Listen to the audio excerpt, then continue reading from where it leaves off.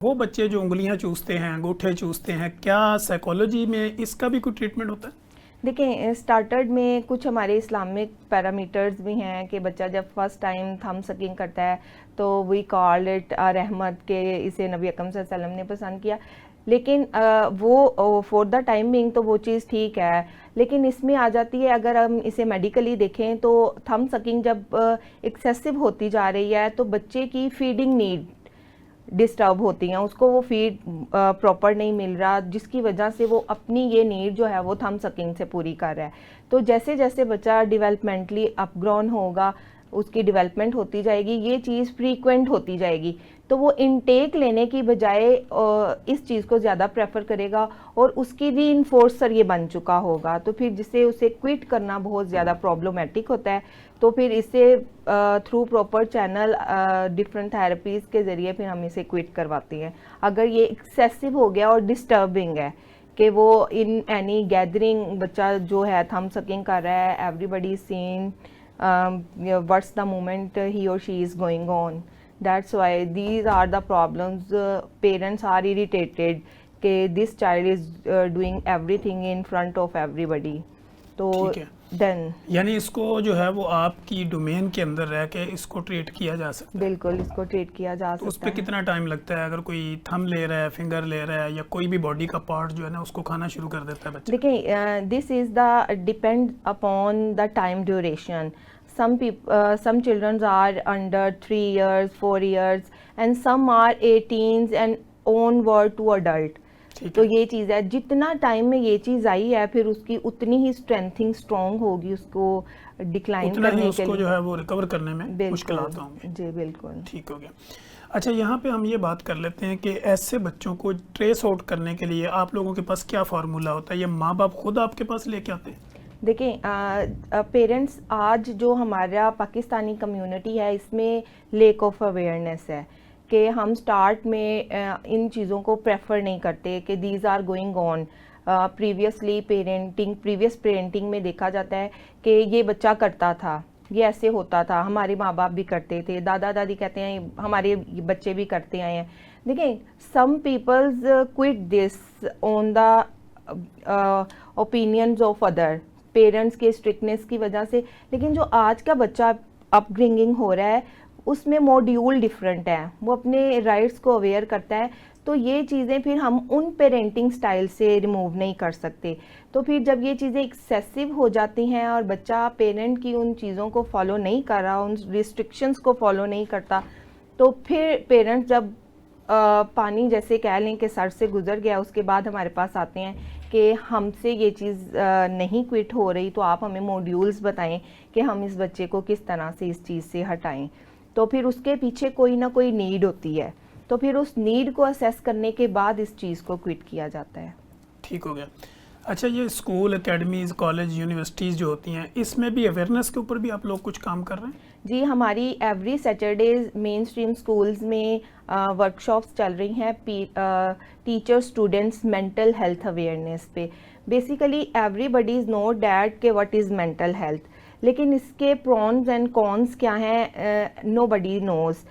तो अब ये वर्कशॉप्स की ज़रूरत इसलिए पेश आई है कि आज के हमारे सोशल मीडिया ने अवेयर कर दिया एक बच्चे को कि आप पैदा होते ही आज़ाद हैं, you have the right to do everything. तो हमें अगर पेरेंट्स इस चीज़ को नहीं समझ रहे, पेरेंटिंग स्टाइल जो हमारे टाइम पे थे वो अब के पेरेंट्स के लिए यूटिलाइजेबल नहीं है कि वो अपने बच्चों पे भी वही चीज़ें यूटिलाइज करें। आज का बच्चा इमोशनली वीक है। वीक क्यों है? क्योंकि वो राइट्स अवेयर कर रहा है कि अगर मुझे घर से वो चीज़ें नहीं मिल रही तो मैं बाहर जाऊँ। अगर क्विट कर रहा है, फॉर एग्जांपल कि हमारे बहुत से ड्रामाज, जिसमें एक ड्रामे का मैं नाम भी लेना चाहूँगी, हसरत, उसमें प्रीवियसली दिखाया जा रहा है कि एक 3 ईयर की बच्ची और एक 3 क्लास की बच्ची, वो अपने सिस्टर को कह रही है कि आप बैग में बुक्स निकाल के इसमें कपड़े रख लें। तो ये क्या हम अपने बच्चों को दे रहे हैं कि यू आर लिबरल, कि आप आज़ाद हैं, अगर आपको घर का माहौल पसंद नहीं है तो आप बाहर जाएं। बाहर जाके बच्चा पूछता है कहाँ रहेंगे हम, तो शी सेज़ कि हम ईदी सेंटर में रह सकते हैं, हम शेल्टर होम्स में रह सकते हैं, हम किसी दरबार के बाहर रह लेंगे, वहाँ हमें खाना भी मिलेगा। आजकल तो पनाह गाहें भी बनी हुई हैं। बिल्कुल। देखें आज सोशल मीडिया बच्चे को अवेयर कर रहा है, तो being a teacher, being a therapist, being a parents, हमें हमारे बच्चों को ये चीज़ें अवेयर करनी है कि why house he is safe, के सराउंडिंग जो एक फैंटेसी बच्चे ने माइंड में क्रिएट की हुई है, वो फैंटेसी से किस तरह क्विट करना है। अब लास्ट ईयर एक बच्ची, बीकन हाउस स्कूल की बच्ची ने सुसाइड कमिट किया है और विद नोट लिखा है अपने पेरेंट्स के लिए। देखें, these are emotionally weak child, कि मदर जो है भाई को ज़्यादा इम्पोर्टेंस दे रही है, बहन को कम इम्पोर्टेंस मिल रही है, या फिर उस टाइम पे इस सिबलिंग को ज़्यादा इम्पोर्टेंस मिली थी, मुझे भी फीवर कॉज हुआ है, मुझे ज़्यादा इम्पोर्टेंस क्यों नहीं दी गई। तो हम पेरेंट्स को, हम टीचर्स को, हम थेरेपिस्ट को इन चीज़ों को समझना चाहिए कि हमें हमारे स्टाइल से नहीं, जो बच्चा चाहता है उस स्टाइल से हमें उसकी अपब्रिंगिंग करनी है। ठीक हो गया। अच्छा, ऑटिज़म के ऊपर हम आते हैं, तो ऑटिज़म का भी आजकल रुझान बढ़ता जा रहा है और इसके केस भी काफ़ी रिपोर्ट होते हैं। ऑटिज़म आपके नज़रिए में क्या है? ऑटिज़म एक न्यूरोलॉजिकल डिसऑर्डर है। अब इसकी 2 टाइप्स आ गई हैं। पहले क्लासिकल ऑटिज़म ही था, अब वर्चुअल ऑटिज़म भी आ गया। क्लासिकल ऑटिज़म जो है वो बाय बर्थ है, ये जेनेटिक हो सकता है, ड्यू टू इंजरी हो सकता है, प्रेगनेंसी प्रॉब्लम्स की वजह से हो सकता है, चाइल्ड की late crying, first late crying की वजह से हो सकता है कि उसके ब्रेन के जिन पार्ट्स को ऑक्सीजन नहीं पहुंची, तो जो एरियाज़ डैमेज हुए उन एरियाज़ के फंक्शन डिसेबल होने की वजह से उसमें ऑटिज़म आ सकता है। और सम टाइम क्लासिकल ऑटिज़म की जो रीज़न है अननोन है। लेकिन अब जो सेकंड टर्म आई है, ये रिसेंटली आई है, जिसे हम वर्चुअल ऑटिज़म कहते हैं। वर्चुअल ऑटिज़म एक बच्चा जो है वो 3 months to onward screen time पे है। जो बच्चे फिर स्क्रीन टाइम पे हैं और प्रोलॉन्ग टू 3 इयर्स, तो उनमें हमारे ब्रेन में 2 तरह का मैटर है, ग्रे मैटर और वाइट मैटर। बच्चा जब स्क्रीन पे है तो वो एक फैंटेसी माइंड में क्रिएट कर रहा है, जो कुछ वो देख रहा है। तो मैसेज जब न्यूरोट्रांसमीटर के ज़रिए ब्रेन से बॉडी पार्ट्स को जाता है एक्शन प्ले करने के लिए, क्योंकि वो एक्शन ले रहा है लेकिन वो एक्शन प्ले नहीं कर रहा, तो जो मैसेज आंसर में उसका एक्शन होना था वो एक्शन प्ले नहीं हुआ, तो उसके वाइट मैटर में रिस्पॉन्सेज नहीं आए।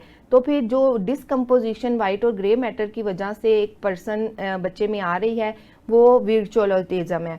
इसके भी सिम्टम्स और क्लासिकल ऑटिज़म की तरह है कि बच्चे की सोशल कम्युनिकेशन डिले है, उसके स्टीरियोटाइप टिपिकल बिहेवियर्स हैं, रेपिटेटिव मूवमेंट्स हैं और बहुत ज़्यादा बिहेवियरल इश्यूज़ हैं। इसमें वर्बल भी है, नॉन वर्बल भी है। जो वर्बल ऑटिज़म के साथ बच्चे हैं उनकी कम्युनिकेशन है लेकिन उसमें मीनिंगफुल नहीं है। वो अपनी बात को कम्युनिकेट करना चाह रहा है, उसके पास स्पीच है, लैंग्वेज है, लेकिन उस स्पीच और लैंग्वेज की रिसेप्टिवनेस नहीं है कि उसकी नीड क्या थी, उसने एक्सप्रेस क्या करना था, और इन फ्रंट ऑफ पर्सन जो है वो उसकी उस नीड को नहीं समझ पाया, तो उससे उसमें एग्रेशंस क्रिएट होंगे, तो जो बिहेवियरल इश्यूज को मोर देन एक्सेसिव करेंगे। तो सेम विद क्लासिकल ऑटिज़म, लेकिन वर्चुअल ऑटिज़म क्योरेबल है। अगर इस पे वर्कआउट किया जाए तो इसके बच्चे मेन स्ट्रीम स्कूल्स में जा सकते हैं, ठीक है, लेकिन इस पे वर्कआउट नीडेड है। और जो क्लासिकल ऑटिज़म है वो मैनेजेबल है, क्योरेबल नहीं है। ये एक मैसेज मैं हेल्थ टीवी प्रोग्राम के शो से देना चाहूँगी कि पेरेंट्स जाते हैं, उन्हें मिसगाइड किया जाता है कि बच्चा जो है ऑटिज़म, क्लासिकल ऑटिज़म के साथ है तो ये क्योरेबल है, आपका बच्चा बिल्कुल मैनेज हो जाएगा, बिल्कुल ठीक हो जाएगा, मेन स्ट्रीम स्कूल में चला जाएगा। लेकिन ऐसा कुछ भी नहीं होता है।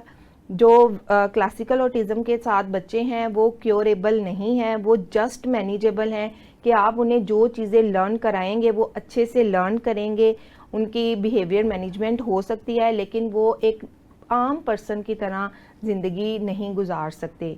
तो इन पे वर्कआउट किया जाए तो इन्हें मैनेज किया जा सकता है। ठीक हो गया।